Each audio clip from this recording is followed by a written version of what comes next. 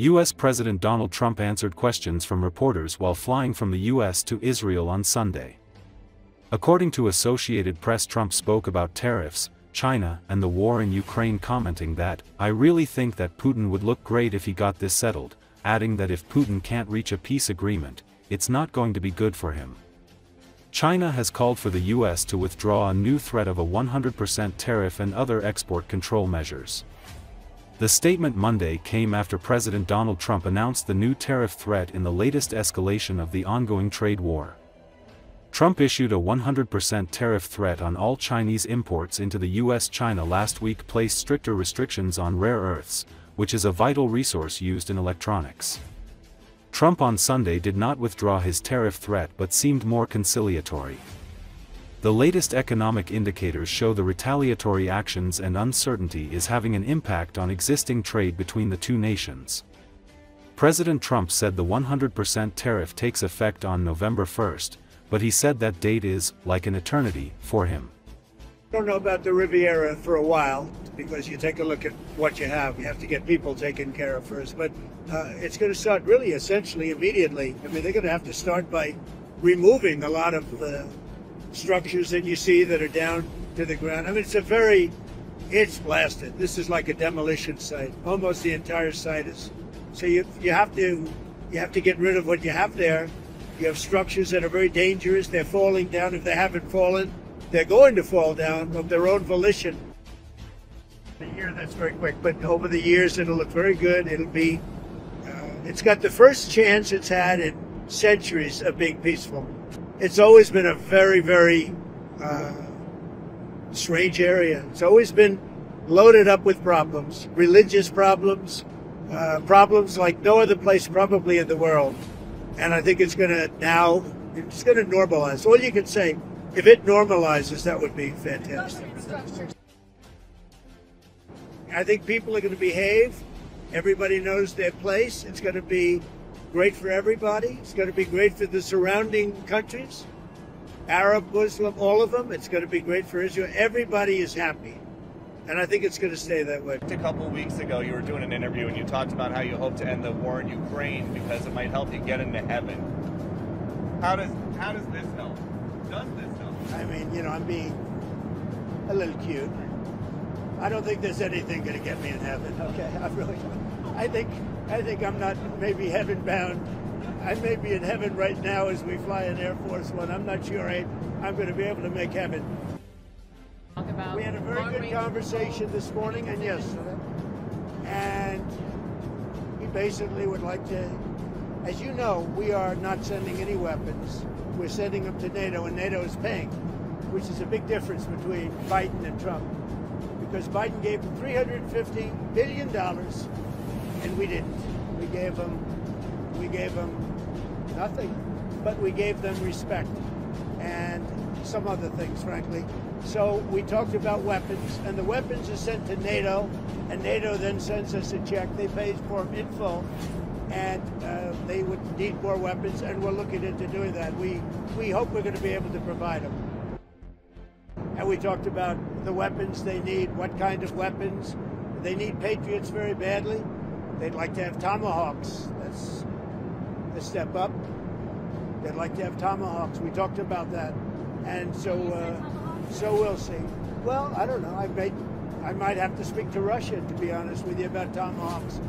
Do they want to have Tomahawks going in their direction? I don't think so. I think I might speak to Russia about that, in all fairness. I told that to President Zelenski, because Tomahawks are a new step of aggression.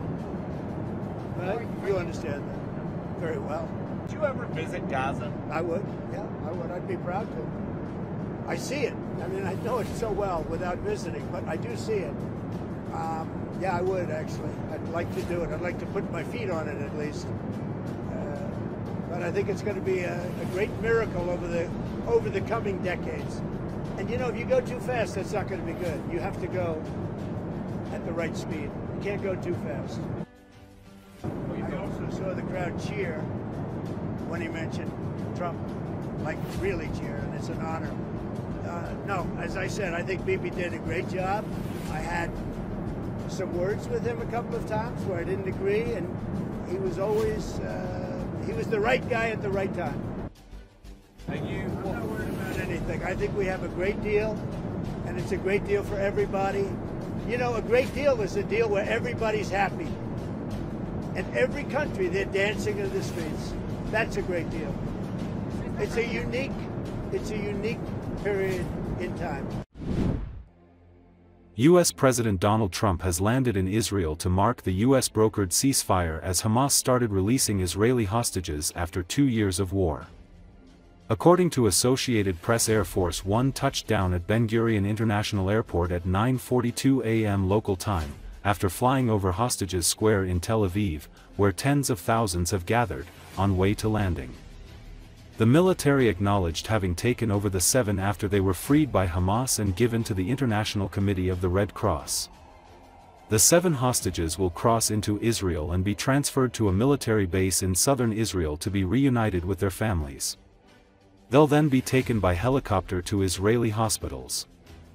Hamas earlier said it would release 20 living hostages in the Gaza Strip in exchange for over 1,900 Palestinian prisoners. The exchange comes as part of the ceasefire reached in the 2-year Israel-Hamas war.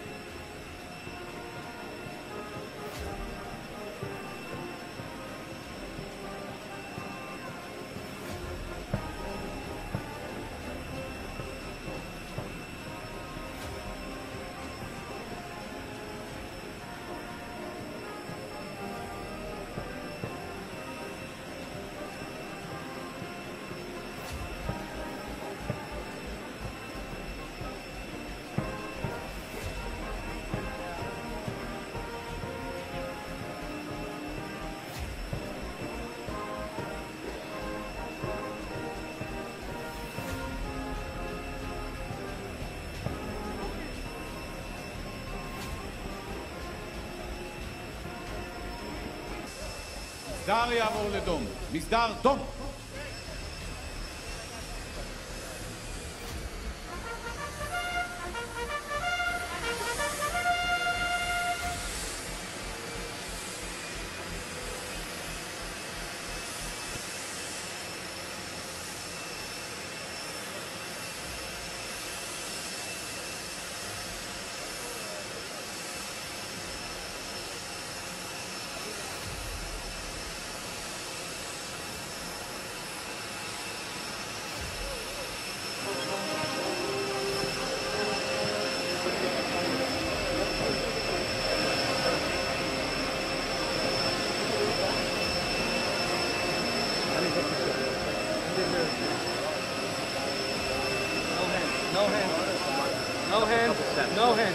No hand. You're blocking everyone.